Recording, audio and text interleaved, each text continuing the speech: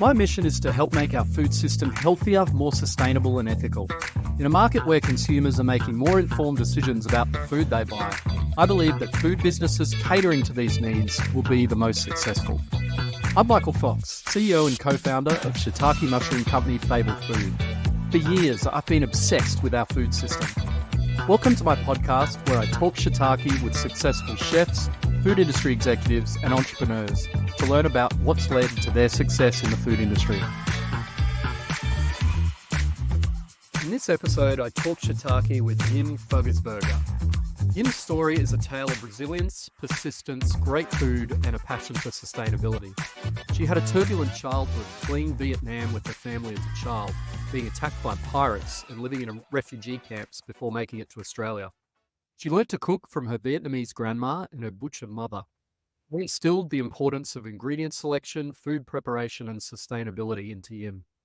With her husband and business partner Werner, they built a food manufacturing business growing to 105 employees before the financial crisis hit, and they had to close their business down, leaving them $1 million in debt. They bounced back, founding Berger Ingredients, which has grown into an incredible business blending spices, manufacturing, ready meals, including the Coco Lucas brand available in all Woolworths stores in Australia, baking granolas and pastries, and producing sauces and protein for food service. They've launched 55 SKUs into retail in Australia, working with Woolworths, Coles and Costco. We've been developing a partnership with Diem and Werner at Fable, and their work and food are outstanding. Diem is an incredibly inspiring woman, and it was a real pleasure to speak with her. Welcome, Diem. It's wonderful to have you join the podcast. Thanks for speaking today. Hi, Michael. Thank you so much for having me on. So, I'm really, really glad to have this podcast with you today. Yeah, awesome. Now, you had an incredible and in many ways challenging upbringing. You went with your family, fled Vietnam at the age of 7. You spent 18 months in a refugee camp and missed some schooling because of that. And then I think you started school in year 4 in Australia with no English. How do you think that upbringing and those experiences helped shape both your life and your interest in food? The word that came up for me first is determination and resilience. I think if it wasn't for all those things, I wouldn't. So it's like when someone puts me in the deep, deep end, I just know how to swim on the top again. I just take, anything that life throws at me. I think it's like a knot, Michael. Sometimes our life is like a bundle of knots, and that's the same with problems. I've learned the patience, how to undo these knots slowly, one by one, and just to solve the problem and the outcomes. So I will say resilient is the word that's always helped me through life. Yeah, that's great. And what some of those early experiences that you think shaped your resilience? Can you talk us through those? That big thing that happened in my life is when living in Vietnam, because my grandmother was my idol. And in our country, it's very normal to be raised by your grandmother. So I think the first thing was being away from my grandmother and losing our family home and getting chased by the communist regime in our country. So I think the first hurdle for me was actually, we didn't know how to swim. And my mother has put 15 family members in 2 little boats to sail 2 big boats. So none of us can swim. So we could have, the boat could capsize and we could all drown. So that was the first hurdle of not getting caught from a small boat to the big boat. And on the big boat, we have to train ourselves to not starve, but the captain has actually forecast just drinks and crackers to get us from Vietnam to the first refugee camp in 3 days. And there was a 25-meter boat with 504 people in it. And we were intercepted by pirates, and nearly 2 of my cousins were raped. And so that was the first hurdle of getting saved to the first refugee camp in Indonesia. So I think for me, losing my home, my dog, my grandmother was the first hurdle. Second hurdle was getting intercepted by pirates on the boat. And then that's like my second loss. And then the third loss was the 2009 financial crisis. So I by the time I'm 8 to the next 2 years, and then when I'm 37, I have to restart again. So I think for me, all this prepared for me to be strong and you can never really forecast life. And everything in my life was never ever normal, for example. So I think I just all these incidents that happens in my life has made me who I am, has prepared me to be who I am today. Wow, that's an incredible story, Em. Thank you for sharing. And I understand your grandma was really important to you from a food perspective too. You learnt a lot of your sort of life approaches to food and sustainability and things from your grandma. Was that your grandma in Vietnam? Yes, that was my grandmother in Vietnam because she was probably practicing sustainability 60, 70 years ago. But I think in our country that time, we didn't even understand what environmental friendly means or recycle. But I misunderstood her for being stingy and not wanting to. For example, she would not turn the lights on. She would use a candle. Or if we bought takeaway coffee, she go, "I'll bring your own cup." Or she will reuse a plastic back to death. And I was just thinking, oh, maybe I didn't understand why she was so always saving energy, plastic, and water. So I think from a very young age, I was trained to not waste things like that. So when I started my brand, Coco Lucas, Michael, I was the first company to use a pulp-free tray. And every year, I would actually lose at least $200,000 on profitability because of the tray I use.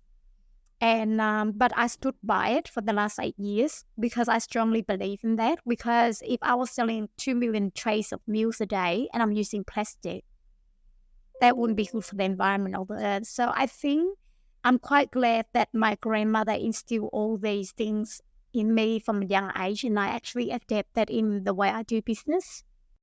It's so interesting, that generation. Like I feel like I learned a lot of my sustainability kind of values from my grandparents too. I specifically remember my parents renovating our house maybe when I was maybe 15 or so.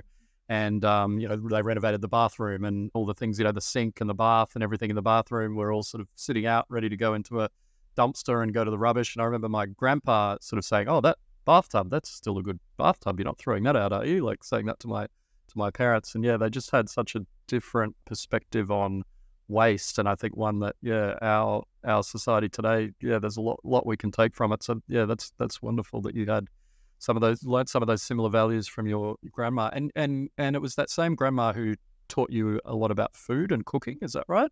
So my grandma taught me a lot about food and cooking. So and my mother as well. So And your mum was a butcher, is that right? And her family all butchers? Yeah. she's a butcher. And my dad's a tailor. And just learning and just putting in my own twist, just the way they cut the vegetables, or the way they select the ingredients, or the way they select their vegetables. So they instill a lot about ingredient selection and how to prepare it. So I think in what I'm learning from them is not just about the ingredients, but the process of cooking. That's amazing. Yeah. What are some of those things? What are some of those processes you mentioned? Sort of, selecting the ingredients, cutting the ingredients. Could you give us some more examples? Yeah.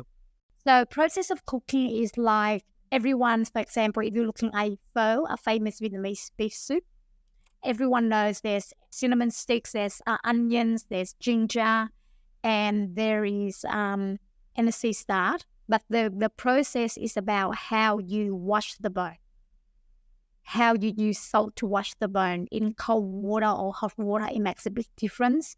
And you have to blanch it first, and then you have to blanch it another time. So when you cook the broth, it's totally clear. Or when you have all these spices, what I mentioned, like ginger, if you just chuck the ginger in, it won't be the same. You have to roast everything. So you have to roast all your spices, and you have to roast all your whole vegetables like onions and ginger and cinnamon sticks and lentil. So when you roast things, it gives it a better aroma and more rustic and artisan feel.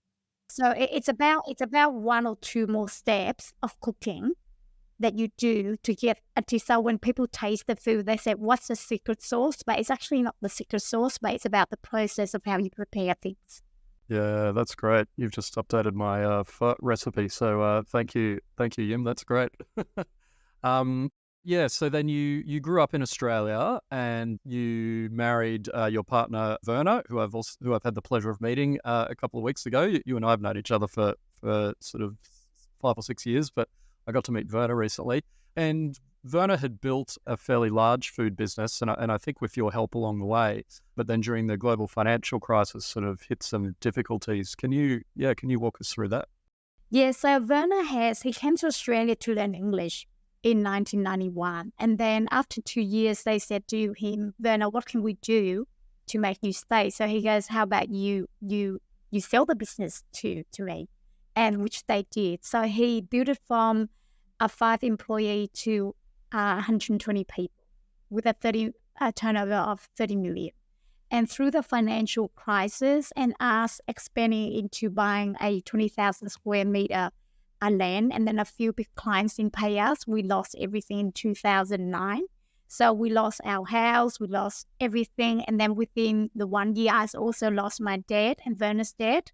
And then I have $1 million debt to my family. So I go, what do I do? So I think, Michael, to be honest, I'm not an entrepreneur. I don't have any business acumen up my sleeves, but I just had to start a business out of necessity. So when I had 2 kids and Werner was paying me a salary to stay at home, he was giving me $200,000 a year to fund my for the groceries. But I think he didn't know that I've always been, from a young age, my grandmother taught me one thing is to save for your rainy days. And I saved all this money and I didn't tell him. So when he lost everything, I got the money and I sold everything that I have, whether it's my handbag or my jewelry or my Rolex watch. I sold everything to start Berger Ingredients. And that's how Berger Ingredients was born. Amazing. And can you walk us through the Berger Ingredients business today? The Berger Ingredients business initially was just a spice blending company servicing the small food industry. These days, Berger Ingredients has worked with, we have very 4 clear arms. So first is spice blending for small food companies. Secondly, we have a manufacturing to cook ready meals. And then the third one is baking. So we do high-end granolas and then eventually pastries. And the fourth arm is food service. So sauces, proteins, and sauce in bulk bags.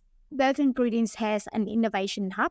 So we do collaborate with a lot of companies, maybe like yourself later.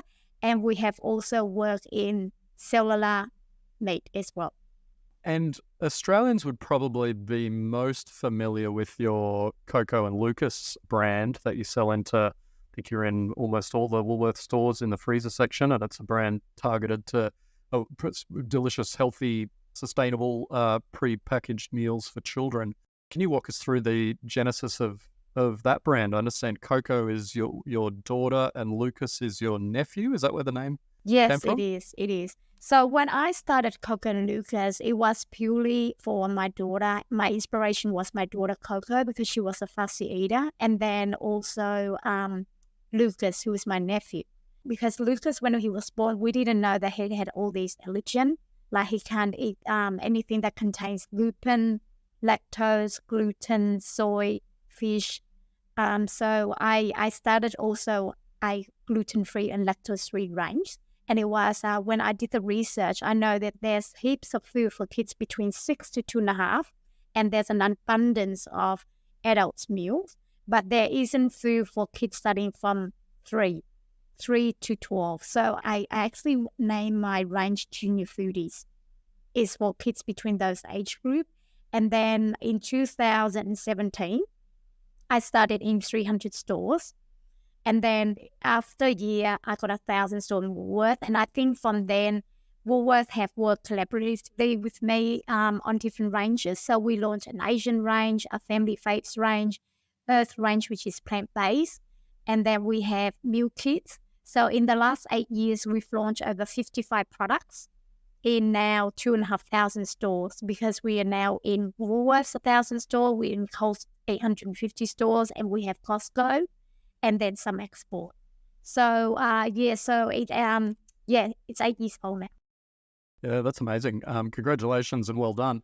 I'm really interested in the consumer research that you did early on to sort of understand where there was a gap in the market and why you thought there might be that, and how you correctly identified that there was a market in that gap. Can you talk me through how you researched the space and how you conducted that market research? Yeah, so I think in the beginning, Michael, I didn't have the resources to research a lot. I based my research based on the feedback that my customer sends to me through Facebook, Instagram, and the research I've done recently most is the gluten free. And I think we are doing pretty well in gluten free this year because we went from 2 products to now 8 products because there's few way of doing the research. So firstly, working very closely with your category buyer. I think so they my client. And the second part is the consumer. So any consumer that comes in with a complaint or feedback in the beginning, and even now, I answer all their questions. So that's a lot of information they're giving you. There's also data that we get as well from our category buyer. And then there's fourthly the community. Community tells you a lot of information. And I wouldn't underestimate that because in the beginning, I launched, like I said to you, 55 products. And now I'm ending up with only about 20. And my sale is so much more higher than ever before because it doesn't mean you're launching a lot of products, means you can sell more. So I think it's a lot of communications between social media, the community, your buyer, and data. And it's not about what you think the customer wants, but really asking them the questions. And when you mention community, what does that look like for you and the Coco Lucas brand? What is that community? So the community is, for example, you know how my gluten-free, the celiac group. Sometimes people with, believe it or not, like even though the people buying my gluten-free, there's the people who want that lifestyle. There's people that have allergens like gluten, and there's the celiac, and there's the people with chronic disease buy my products. Like, for example, people with lupus, diabetes, Crohn's, because they have to have a certain diet, and gluten-free is also good for them. So I think that's what I mean by the communities, the different groups. So, for example, with my junior foodies, I have the mothers group. And then I didn't realize that I thought I was selling for junior foodies, but then I did the research, and from the data, 25% of seniors buy my product. Wow, the Coco Lucas product. Yeah, Coco Lucas 220 grams, because they ring me and they said that because as I get older, their stomach shrink and they can't eat big portions, and they like eating my food because it's smaller portions. And I've actually flavored like an adult meal. So sometimes you think you're making food for juniors, but a lot of 25% of my customers are seniors. That's fascinating. And then have you adapted the recipes that you do, knowing that there's that customer, or you've just kept the target customer as the junior foodie, and you just happen to get these seniors? No, I kept the flavor as it is, because I would say, because still 75%, for example, junior foodie, 75% is to kids. My whole ethics has always been no process, no preservatives, no colorings, no additives. So I always like to keep everything natural. So I always stick with that style and low sodium.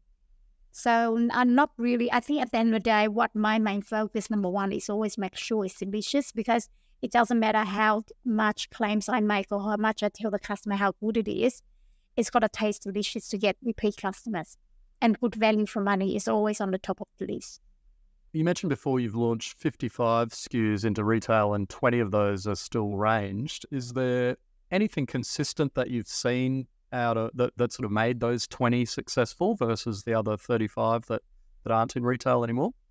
You know, in the beginning, I people always say, oh, would they want something different, and they sophisticated.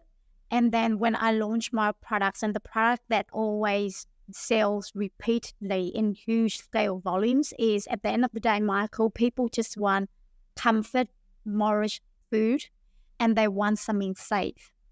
So spaghetti bolognese is not that sexy, or lasagna, but people just love their spaghetti, their fried rice, their lasagna, their butter chicken. I think it's something that they want. People at the end of the day, I think they really want good value for money. And they buy my food because they know that at lunchtime or dinner, they're getting a meal that's guaranteed that they can't go wrong. So I think that's the pattern I'm seeing. It's those, common comfort, sort of Moorish dishes that are the best performing ones. People say they want something new, but they tend to come back in and just focus on the same sort of traditional dishes. That's right. But I still, what I still do every year is I try to launch 2 or 3 new products that's new, that's innovative, to keep the brand relevant, and people still think, hey, they have something something new to offer every year. That's good. That makes sense. And do you find the core customers who are buying the lasagna and the bolognese, they'll try the new dishes and gives them something exciting, and then they still come back to the bolognese and the lasagnas, or how does that look? Yeah, 100%. Because I find that my new products will stay on the shelf maximum 2 to 2.5 years, sometimes even 9 months. But they will always, the customer who's been buying my product will just say if they're going to buy 3 lasagna, they're probably going to buy one of the new one. Yeah, that's because they might want a bit of variation for one meal, so it's good to have something new, but they've got their favourites as well. Yeah, that makes good sense. And do you see the same buying behaviours across the kids range versus adults? The same. So my top seller straight away is, I know, spaghetti bolognese, butter chicken, cottage pie, and then fried rice. Well, the other ones I love is bangers and mash. Yeah, it's all the ones that you go, I've heard of this before, right? And you touched on before your plant-based Earth brand coming from a family of butchers, your mum being a butcher, her family being a butcher. Was that related to then leading you into having a plant-based brand, that butcher background? Yeah, so, when we first came to Australia, a lot of my families are still butchers. So my family started the first barbecue pork shop in New South Wales. They started the first few butchers in Australia, and they still remain butchers. My dad didn't want my family, because my mum's one of the 6 siblings out of the whole 200 relatives. So my dad didn't want us to sell meat anymore. So that's why we never went into the butchery when we came to Australia. And why was that? Why did your dad not want you to sell meat anymore? Because in Vietnam, Michael, they don't have abattoirs. You have to kill your own pigs every day. And I think the sound of the pigs squealing, I think my dad, in Buddhism, we didn't want to kill animals anymore. That was purely that.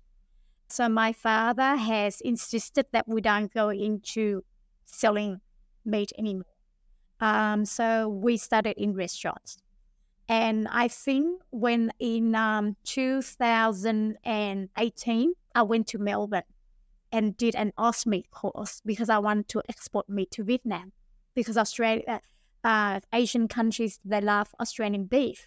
And I went down there to study, to get my license for the certificate for meat. And then I realized that I didn't know that a cow consumes 8 kilos of grains a day. So by the time it goes to slaughter, which is 3 years, it consumes like how many tons of rice? So I thought that's not very sustainable, because with 5-6 tons of rice, we can feed it to human. So I just go, oh, this is not right. So when I came back, I think everything happened for a reason. Woolworths asked me to develop 5 SKUs for ready meals meat and alternative proteins. And I said to them, look, I'm not a practicing vegan, and I don't feel right to do it, because I think someone else deserves to do it better than I do. But then when I went to do more research, and I went to a vegan shop to this lady, and she said to me, Yimi, if someone asks you to do 1,000 store of plant-based food, that means you've got blessing. Because in Buddhism, we believe in this blessing. If someone asks you to do something, that means like half belief in your ability. So I took the chance to do it, Michael, and I will say, honestly, the first time I launched plant-based, I wouldn't say it was the best, but we tried really hard, because before that, we were working on a alternative proteins for the last 3 years. But I wouldn't say the time that I launched it was my best ever product. But as the years go on, we did. And I think that's how I got into plant-based. And then I end up launching over 20 SKUs in Earth. Well done, and thank you for helping bring more plant-based food to people. Yeah, it does obviously have that's very interesting. You've got the sort of ethical Buddhist background from your father in wanting to do it, and then the sustainability side from your grandma. That's really wonderful. How have you seen the plant-based category has obviously gone through a bit of a boom and is now in sort of a little bit of a bust consolidation phase. How has the Earth brand performed for you, and how have you seen the plant-based category evolving? Well, we actually launched, like I mentioned before, over 20 SKUs, but now we've got 3 in the retail. Next year, I would like to actually reintroduce and launch Earth, but I would like to bring it in a more whole food style. So, everything that I believe in, truly what I stand for is to make the product wholesome, natural, no preservatives, and just lots of vegetables, lots of goodness into the products. And that's how I would introduce Earth back next year with 5 SKUs. I'm already in discussion with the buyer of it.